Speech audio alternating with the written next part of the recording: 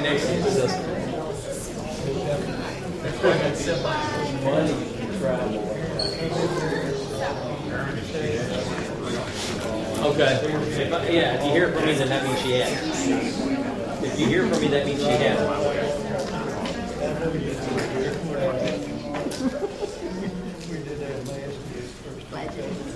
Who's got the remote? Turn this thing on. Jamie, remote for the camera. Oh, it is on. You got anything? Oh. It's on there.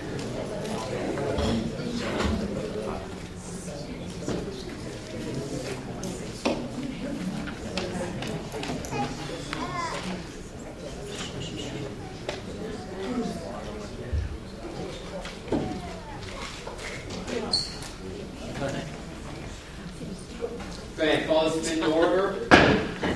First item is roll call. Alderman West. Here. Alderman Deedy. Here. Alderman Headley. Here. Alderman Cotton. Here. Alderman Scully. Here. Alderman Schaefer. Here. There's a quorum present here. Next item is invocation. This evening, Alderman Totten will lead us in our invocation and followed by pledge of allegiance from Alderman Headley.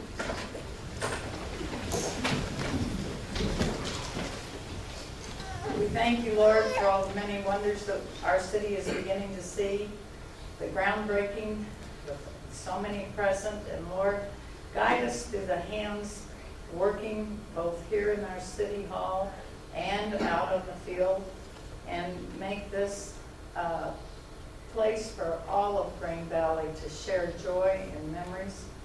Please guide all of our young men in service and our police and fire departments, and thank you for the wonderful day we've had and the wonderful people we've met and made friends with today.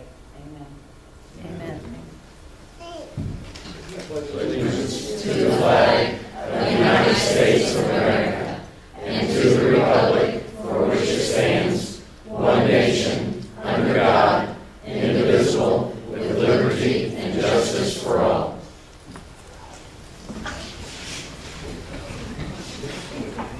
Next item is the approval of agenda. The only item that I have is at the very end of the agenda. It talks about the next scheduled meeting for the city, and that it says it's scheduled for May 14th. I wanted to know if the board would entertain the idea of changing those meeting dates to May 7th and 21st. I realize that's the first and third Monday. I would like to do that in order to have a two-week difference in our meetings, and the 28th, which is when we would typically meet on the fourth Monday, is Memorial Day. So if we move it to the 7th and 21st, we still have that 2-week window in between, and doesn't interfere with the holiday. Thoughts? That's fine with me, Mayor.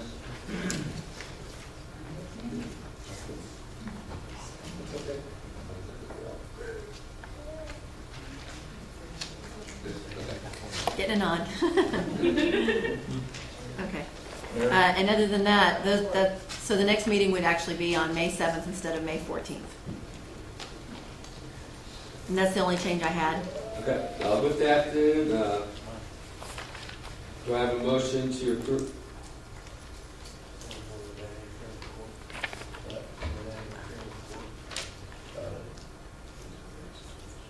Yeah, we can change the location. Okay. We'll have to decide that. What? I'm not sure what application is. With that, then, do I have a motion to change the last note then and have our meetings held on the 7th and 21st of May? Motion from Alderman Headley. Do I have a second? Second. Second, Alderman West. Any discussion on the approval of the agenda? If not, all in favor, please say aye. Aye. All opposed, same sign. Agenda is amended. Approved. Next item is citizen participation. We ask that citizens come forward to the podium and microphone and address the board. We have any citizens in the audience that wish to address the board this evening?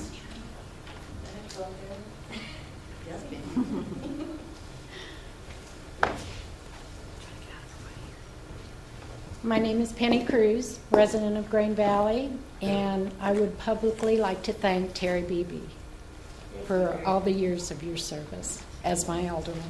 Thanks, Thank you.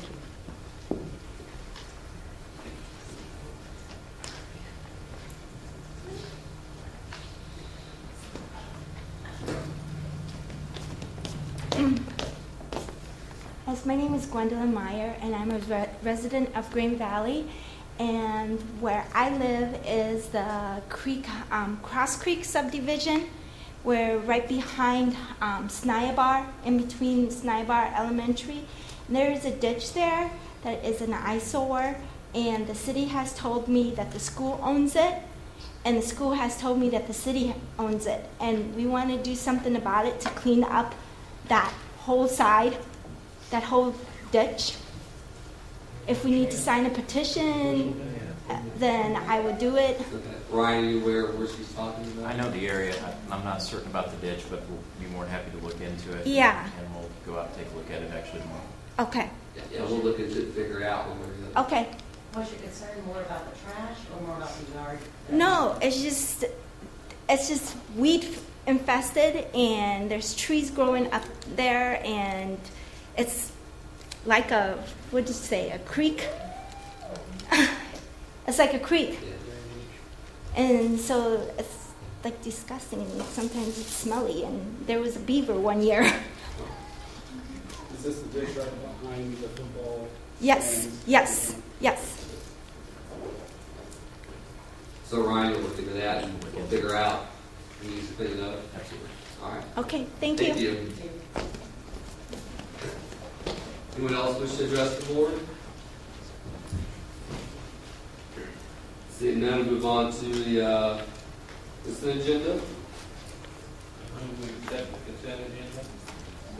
Okay, a motion from Alderman Scully to accept the consent agenda. Do I have a second? Second, Alderman Dudley.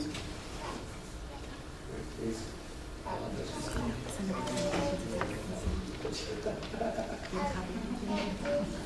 Any discussion on the consent agenda? All in favor, please say aye. Aye. All opposed, same sign. Next item is presentation, 2012 audit report.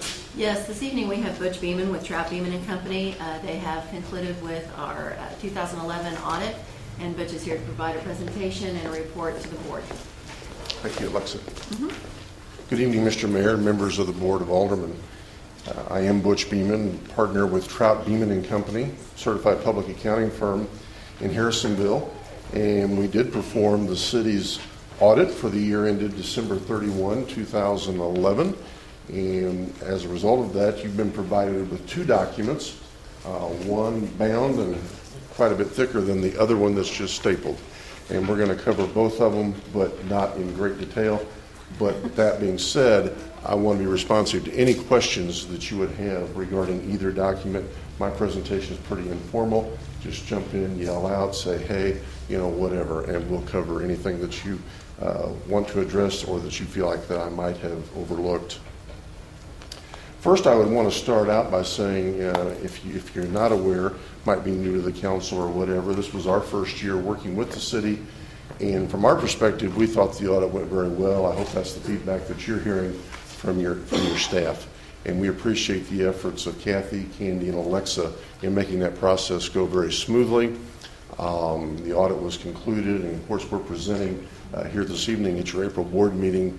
A year ago, that process, the report wasn't finished until July, and so I think it's just nice that it's able to be concluded in a little bit more timely fashion. And again, I hope you're getting good feedback from your staff. Again, two documents, the audit report and financial statement. The bound one is where we're going to start. On page 1 is the independent auditor's report. And at the end of the day, after we perform our audit, this is what we are charged to do, and that is render an opinion on the city's financial condition and position as of and for the year ended December 31. In the first paragraph, it goes over a few things. and simply talks about, what we did in two things. These financial statements are the city's responsibility. Yes, we put them together, but they are your numbers. They're your financial statements. We audit the financial statements and render an opinion. The fourth paragraph is the key one here that you would have interest in, and that's the type of opinion that we have rendered on your financial statements, and it's a clean opinion or unqualified opinion in our terms, which that sounds unqualified, but it's the highest level of reporting that we can issue on your financial statements. And it says, in our opinion, the financial statements referred to above present fairly in all material respects, and then concludes, in conformity with the accounting principles generally accepted in the United States of America. So again, a clean opinion. That should be important to you as you represent the patrons of the city of Green Valley. It's important to your bondholders who've invested money by buying your bonds, that the financial statements do present fairly, and they can make decisions and rely on that as they move forward.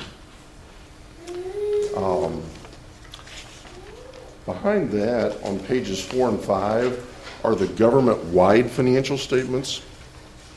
A few things to highlight there. This represents all of the city's activities, regardless of what fund they may have occurred in. And so you can see on page 4, for instance, the top line, pooled cash and investments. Now this is unrestricted cash and investments, just a shade less than $14 million. Now that is significantly higher than a year ago, but please remember that right close to the end of 2011, you sold approximately $5.2 million of general obligation bonds for the interchange project, and so that's temporarily, if you will, or causing that to be a little bit inflated as you'll be spending some or all of those monies during 2012.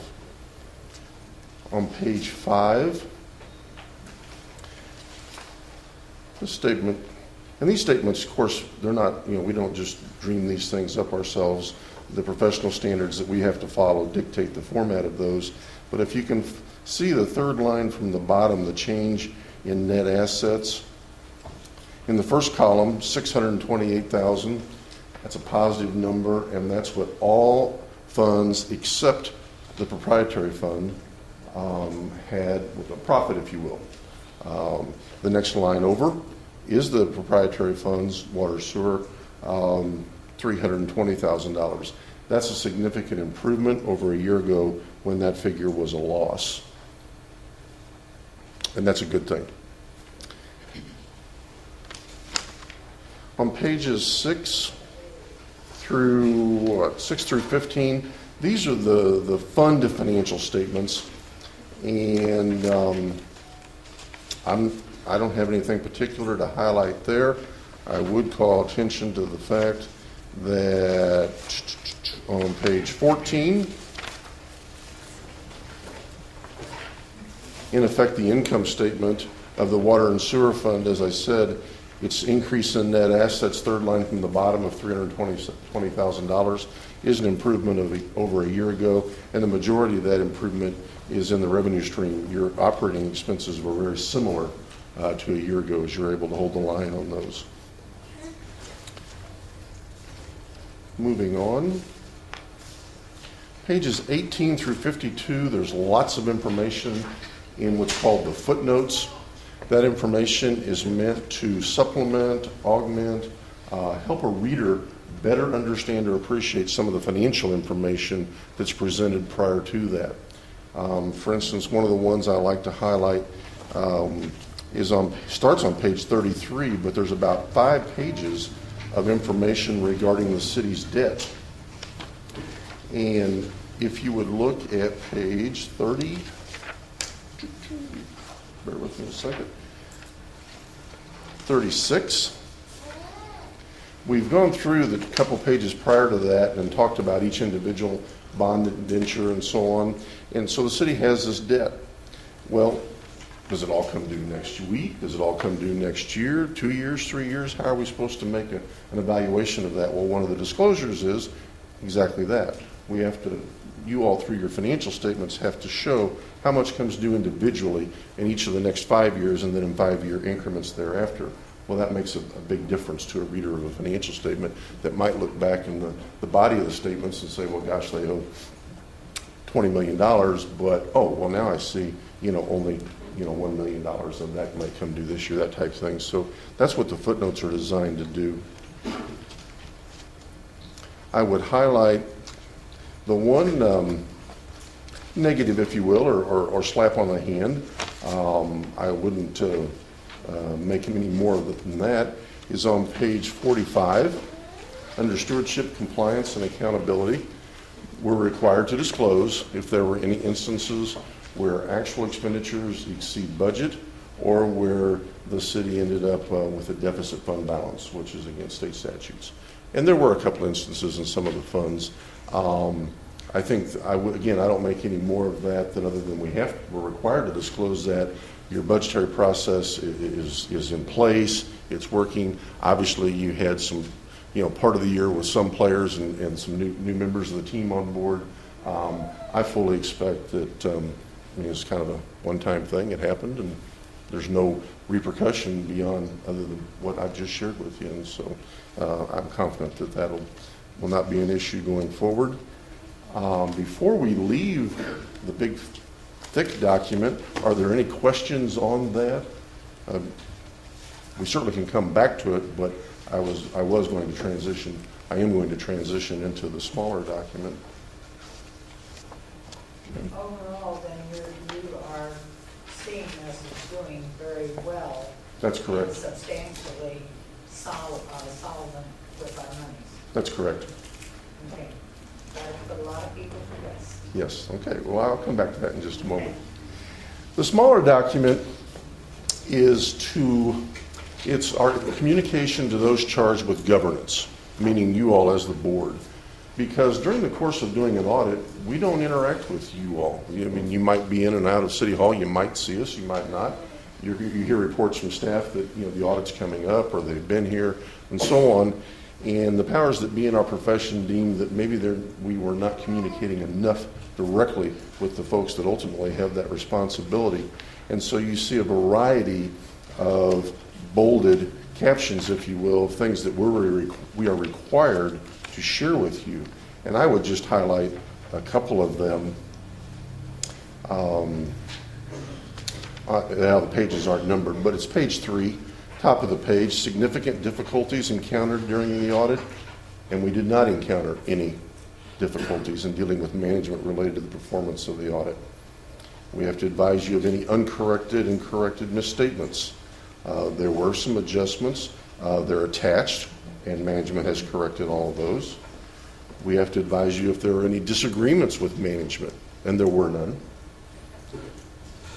We have to advise you if your management has consulted other CPAs about, for instance, an interpretation of generally accepted accounting principles, or we are telling them that they need to record a transaction one way and they're saying, I don't like that, so I guess I'll do a little shopping around and see if I can find somebody that might like to let us do it this way.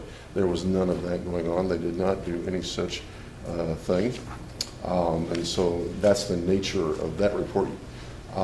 Again, the staff was very cooperative, and you have a very knowledgeable staff, a good team to work with, and I think you should feel very confident moving forward in terms of how your budgetary and financial process is working.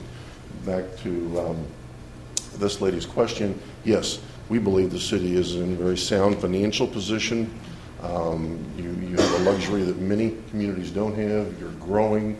You've got a lot of projects on the drawing board. It's obvious if you look at some of the footnotes when it talks about contingencies, commitments, and those kind of things.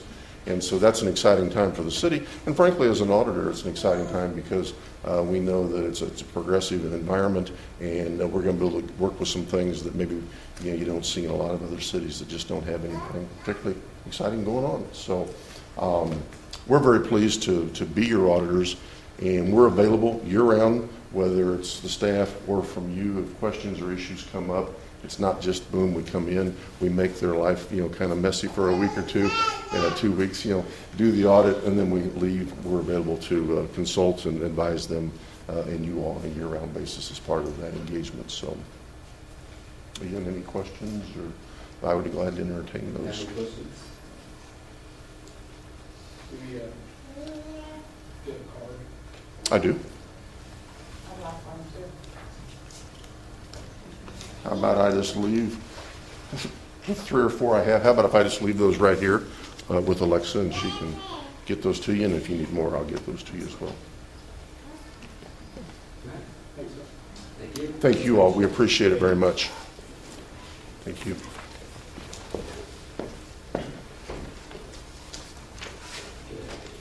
Staff have anything to add? What I would add to that is Kathy's done an awesome job, along with Candy, and they worked a lot of long hours. They were here way before people got here in the morning, and they were here till late at night, and just wanted to thank them for their efforts because they did a great job. Kathy? Anything else? Next on our agenda is ordinances. Bill B 12-22, second reading, will be ordinance 2221, an ordinance authorizing the city administrator to purchase a prefabricated park restroom from CXT Incorporated, second reading, ordinance 2221. Mayor, I move we accept Bill 12-22 for its second reading, making it ordinance number 2221. I have a motion by Alderman Bentley to accept Bill 12-22 for its second reading, making ordinance 2221. Do I have a second? Second. Second, Alderman Scully. Any discussion? Yeah, we covered it pretty good last. Clear down to the tour. I know they're talking about moving it maybe just a little bit different. Are we staying with the place that you lined out? We actually haven't had another park board meeting since we met last, and that was going to be a topic of discussion at our next park board meeting was location. What do you think about moving to? Well, there was some discussion about moving it a little bit to the northwest of its current location. One of the things we're always looking at, though, is obviously putting a park facility that attracts patrons close to a area that is used for vehicles, i.e. parking lot or driveways or lanes where there's vehicular traffic, and attracting users to a structure that's close to where vehicles are at. So that's kind of why we always, when we put in park amenities, we always try to keep those amenities away from where vehicles are traveling. So, we're still looking at the same location right now, but it's going to be a discussion at our next park board meeting.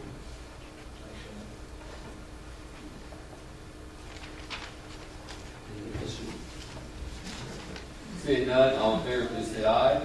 Aye. All opposed, same sign. Phoebe? Yes. Scully? Yes. Cotton? Yes. Headley? Yes. Schaefer? Yes. West? Bill B 12-23, second reading, ordinance 2222, an ordinance amending the budget, City of Green Valley, Missouri for fiscal year 2012. Second reading, ordinance 2222. I move that we accept Bill B 12-23 for its second reading, making it ordinance number 2222. Motion by Alderman West to approve Bill 12-23 for its second reading, making ordinance 2222. Do I have a second? Second. Second, Alderman Totten. Any discussion? Seeing none, all in favor, please say aye. Aye. All opposed, same sign. Cotton? Yes. Scully? Yes. Beebe? Yes. West? Schaefer? Yes. Headley? Yes. Bill B 12-24, second reading, it will be ordinance 2223. An ordinance authorizing the city administrator to enter into an agreement with Tyler Technologies for the purchase and implementation of the utility billing online component and enhanced printing. Second reading, ordinance 2223. I move that we accept Bill B 12-24 for its second reading, making it ordinance number 2223. Motion by Alderman West to approve Bill 12-24 for its second reading, making ordinance 2223. Do I have a second? Second. Second, Alderman Headley. Any discussion? Is this so they can pay online? They'll be able to pay online, and they'll be able to use a credit card, either way.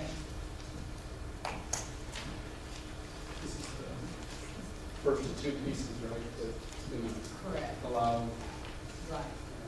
the new billing format, right? Correct. When will it be implemented? We're going to go live with that in June.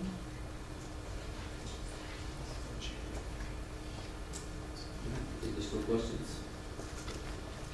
Seeing none, all in favor, please say aye. Aye. All opposed, same sign. Beebe? Yes. Scully? Yes. Totten? Yes. West? Yes. Schaefer? Yes. Headley? Yes. 6-0. Bill B 12-25, second reading, ordinance 2224. An ordinance authorizing the city administrator to enter into an agreement with Peregrine Corporation to print, stuff, and mail utility bills. Second reading, ordinance 2224. I move that we accept Bill B 12-25 for its second reading, making it ordinance number 2224. Motion from Alderman West to accept Bill 12-25 for its second reading, making ordinance 2224. Do I have a second? Second. Second, Alderman Headley. Any discussion? Mayor, may I have a question for you?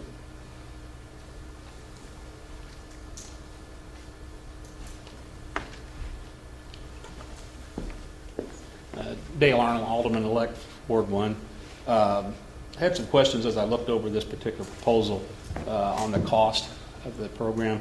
And correct me because I'm playing catch-up here with some of the stuff, so not being at some of the workshops, maybe information that I'm not privy to. I saw that the cost of this proposal is around $25,000 in the neighborhood, like 24 and some change. Somewhere in there, yes. Yes. And we had a remaining amount of around $14,000 in the budget that was going toward our current process. Correct.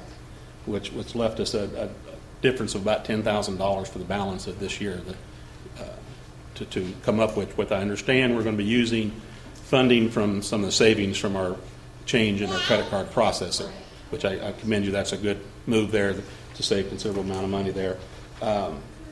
With this being so much higher for only 3/4 of a year, I'm wondering what the cost will be next year for That this. is a full annual fee, that's not just for 3/4, that's an annual contract, that number. What we will end up doing throughout the year, after everything that settles, the savings in the credit card and the additional cost of printing and mailing, we're gonna end up saving approximately $650 a month, which comes out to about $7,200 a year overall between both pieces. Okay. Because it looked to be like we were projecting a $10,000 increase in cost of operations. No, actually, we're going to be saving money over the year between the savings on, because right now. Well, I understand what you're saying. We're saving money on the Right. credit card processing, and I look at the two things as separate situations. We're saving money over here, but on the billing process, we're increasing that cost by an amount. Correct. That's going to eat up all the savings that we did in this other area, and so I was a little concerned in a tight budgets that we're running, how this works out well for the city. I know it takes a load off the city staff. It's not going to eat up the whole savings. Like I said, we'll save between $600 and $650 a month. Additional savings between our credit card savings. If you net the two out, we'll just budget that money a little differently next year when we do the budget. We'll be in printing instead of credit card fees. Yeah, but the other thing I noticed on is when it states on our reports on the ordinances, it gives there that additional funding would be needed. I would move that we consider putting what that additional funding need would be in that line item as well, because it makes it hard to determine from the numbers that are placed in the column, because there was one that was, the exact number was placed twice, and I didn't know if that was a... It's split 50-50 between water and sewer. Right. And so that would make it clear as to what our additional funding needed for a change in operations is, rather than have to try to figure and look at the budget to figure out what that is. But I do see that this process, while we're having savings on the credit card, is going to cost the city more money to go to this process. And I didn't know. Bottom line is, though, you're going to save money. Yeah, I understand we're going to save money, but in the overall process, if we didn't do this and stayed with our current process, we would have all of that savings from the credit card. Correct. And not just part of it. But it's But not. where you're also going to save money is you're going to be able to put an additional flyer, 2 pages every month into the water bill. We can send the water report out, that's annual report out in there. You're going to save all the postage from all the additional mailings that you would have done. So if you take that into consideration, you're probably going to save the same amount of money because it won't cost any additional postage to put those flyers in the water bill. I understand. And there's also another part and the reason why we looked at this was because on the new type of billing, we'll also be able to get additional information out to the users so they have an historical record of what they've used for the past 12 months. Okay, yeah, and I understand all the benefits there to the customer. It's just on the bottom line of the additional funds that we're spending just for the billing process to produce stuff and mail. It's eating up a significant amount of the savings, which, like I said, I commend you for that savings and looking into the credit card and so forth. So we could save money on that end. It's just we're spending a lot of it back toward this other process. So just want to make sure we were aware of that.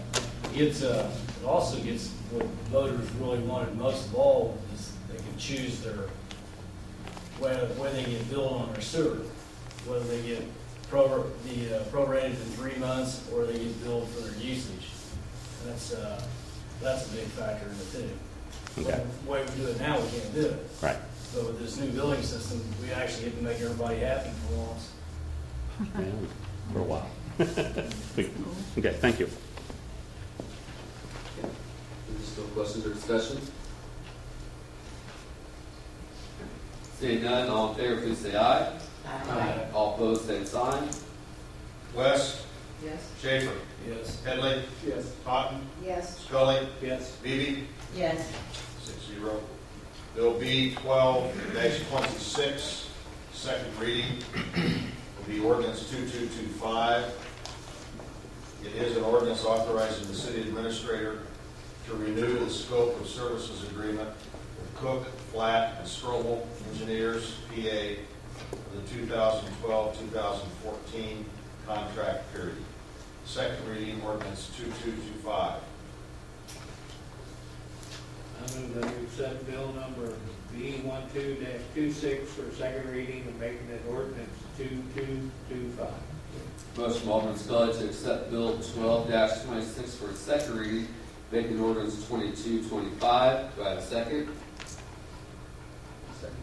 Second, Alderman Headley. Any discussion?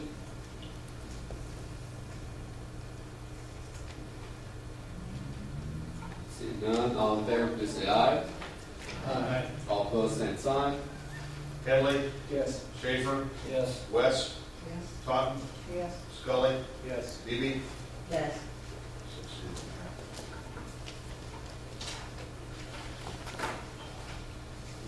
Bill B 12-27, second reading, will be ordinance 2226. It is an ordinance adopting the City of Grand Valley Loss Control Manual. Second reading, ordinance 2226. I move that we accept bill number B 12-27 for second reading, making ordinance number 2226. A motion from Alderman Beebe to accept Bill 12-27 for its second reading, making ordinance 2226. Do I have a second? Second. Second, Alderman Schaefer. Second. Okay, Mike.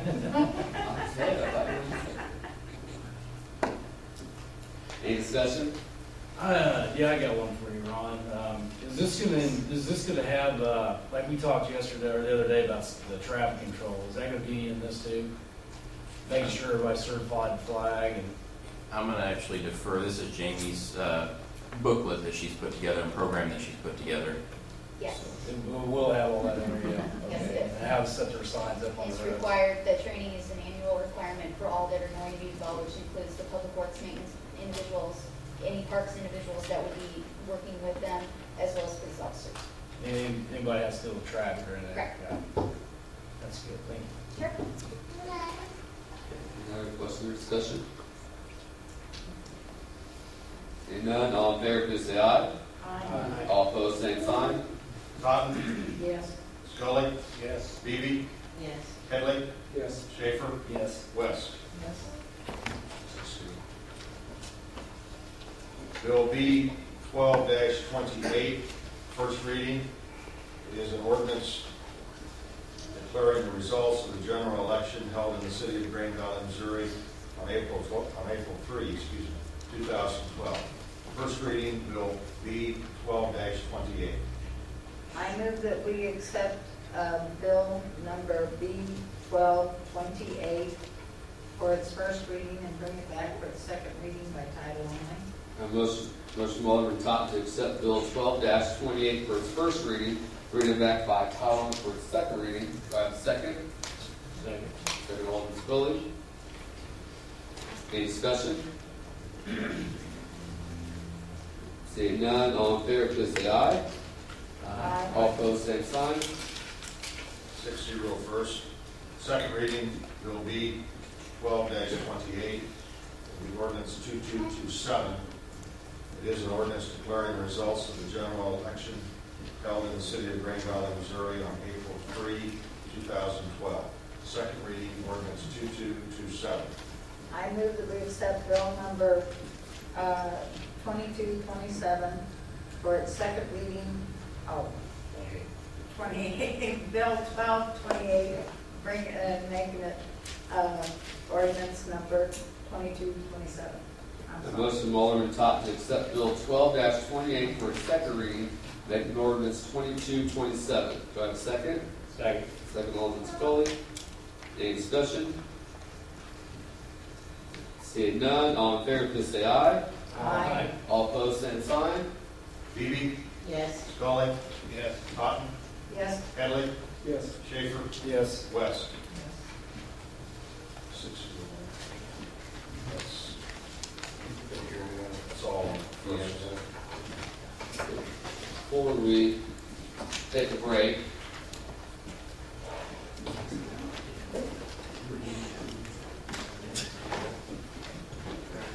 have all the DD come forward, please.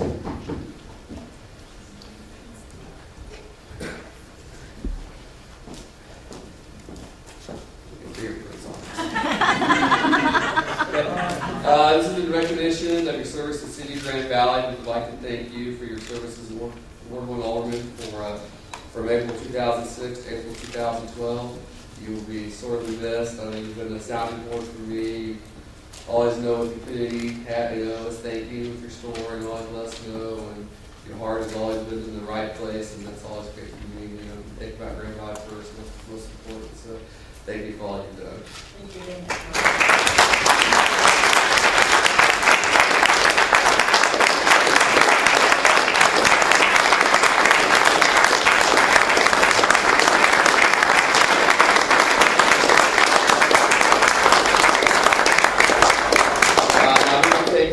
Short break before we swear in.